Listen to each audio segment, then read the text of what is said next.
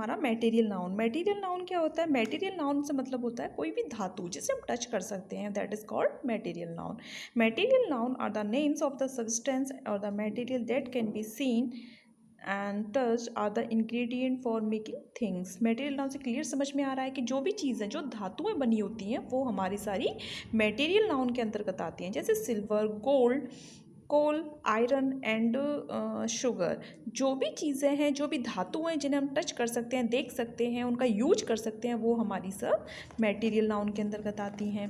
ये हमारा complete the given sentence using the material noun from the clue box. यहाँ पे ये हमारा बॉक्स दिया गया है, इसमें से हम बॉक्स में से एक्सरसाइज को फिल करेंगे। जैसे in London most of the houses are made of wood. London में जो बहुत सारे जो घर होते हैं वो मोस्टली किसके बने हुए होते हैं? लकड़ी के बने हुए।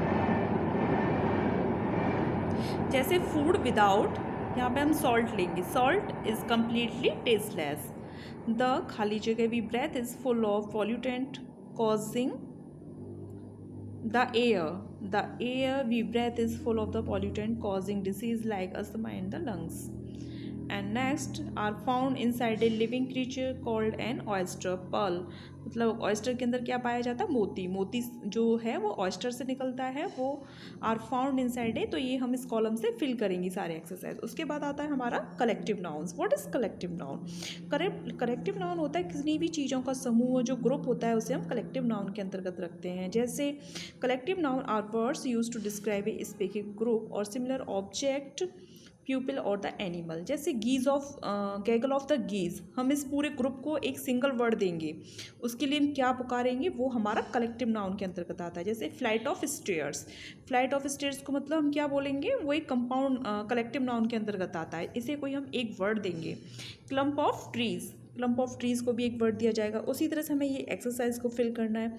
Filling the blanks with collective noun to complete the sentence.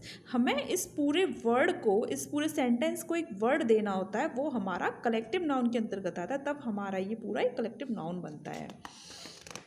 आगे चलते हैं। तो ये हमारा पूरा एक्सरसाइज है, ये हमारा हमें फिल करना है, यहाँ पे ये कंप्लीट करना है। उसके बाद हम आते हैं आगे countable noun. What is uncountable and countable noun? Countable noun वो होते हैं जिन्हें हम काउंट कर सकते हैं, बट अनकाउंटेबल नाउन वो होते हैं जिन्हें हम काउंट नहीं कर सकते हैं। काउंट करने वाली चीज़ों के अंतर्गत जैसे हैट हो गया।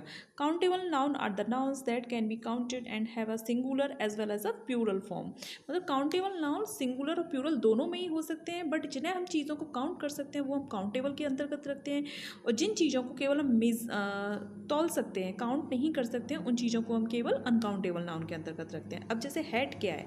हेड एक हो, दो हो, तीन हो, चार हो, हम सबको काउंट कर सकते हैं। उसी तरह से uncountable noun are the those nouns that can not be counted in number and do not have a plural form, और इनकी कोई प्लूरल फॉर्म नहीं होती है।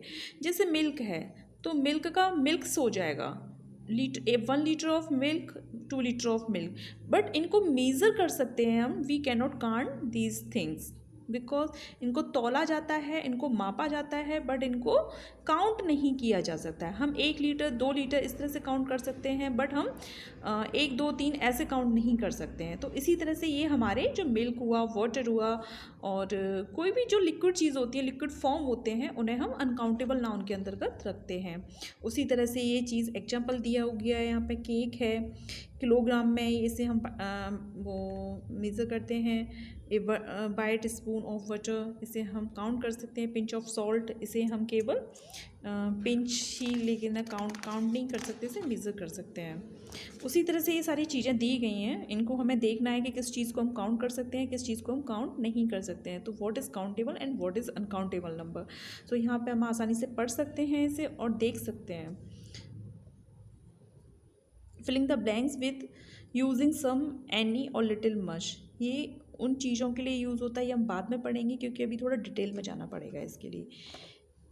अब what is singular and plural noun? Singular noun क्या होता है भाई? प्लूरल नाउन क्या होता है? ये तो सबको पता है, सभी जानते होंगे। सिंगुलर नाउन वो होता है जो कि केवल एक सिंगल चीज़ को डिस्क्राइब करता है, that is called singular noun. और प्लूरल नाउन में क्या होता है? बहुत सारे नाउन्स आ जाते हैं, जो एक से अगर 2 भी हुआ तो वो हमारा प्लूरल नाउन के अंतर्गत आ जाता है। जैसे red, for example red, red हमारा सिंगुलर नाउन है, बट एस लगा दिया तो हमारा ये प्लूरल नाउन बन गया क्योंकि इसमें बहुत सारे रेड्स आ गए।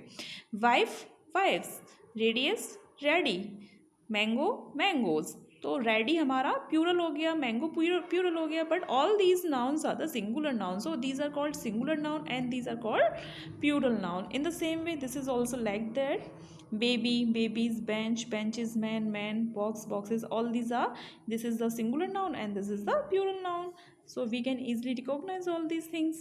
Irregular plural nouns, irregular plural nouns क्या होते हैं, जिनको मैं पहचानने में थोड़ा दिक्कत होती है, परेशानी होती है, हम ठीक से रिकॉग्नाइज नहीं कर पाते, बट उनमें भी नाउन और प्यूरल नाउन होते हैं। जैसे फॉर्मूला, फॉर्मूले, ओके।